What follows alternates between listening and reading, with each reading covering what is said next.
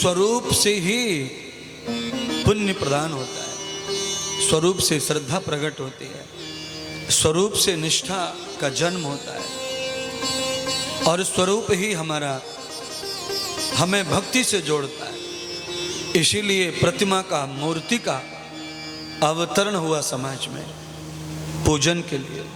प्राचीन काल में मूर्ति नहीं थी, पहले निराकार भक्ति थी और मूर्ति के रूप में यज्ञ होता था। धीरे धीरे लोगों की श्रद्धा यज्ञ से हटती चली गई। फिर बौद्ध धर्म का जन्म हुआ, फिर जैन धर्म का जन्म हुआ। उसके बाद में मूर्तियों में जब भगवान को प्रतिष्ठा की, तब जाकर के हिंदू फिर से बचा और हिंदू को मार्ग मिला पूजा करने का, पाठ करने का। यावतम ध्यायते पुण्यम, 5 प्रकार की पूजा बताई है हिंदू धर्म में।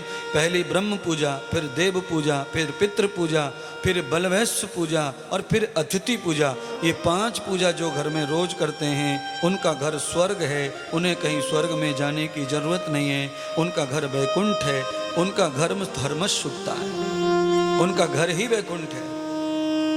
उन्हें उस घर का नाम वैकुंठ धाम लिख देना चाहिए, उस घर का नाम स्वर्गाश्रम लिख देना चाहिए, उस घर का नाम इंद्रलोक लिख देना चाहिए, उस घर का नाम देवलोक लिख देना चाहिए, जहाँ पंचकर्म होता हो, जहाँ पंच दिव्य पूजा होती हो, जहाँ अतिथि का पूजन होता हो, जहाँ देवों का पूजन होता हो, जहाँ पितरों का पूजन होता हो और जहाँ ब्रह्म का, परमात्मा का ध्यान किया जाता हो, वो घर साक्षात वैकुंठ है।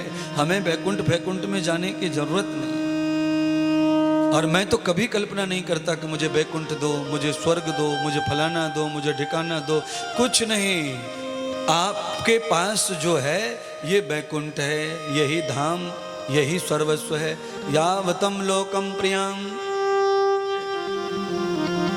इतनी बार शिव जी आए, इतनी बार ब्रह्मा आए, इतनी बार नारायण आए, ये सब क्यों आए? वैकुंठ में क्या है ऐसा जो कम पड़ता है, जो उन्हें धरती पर आना पड़ता है?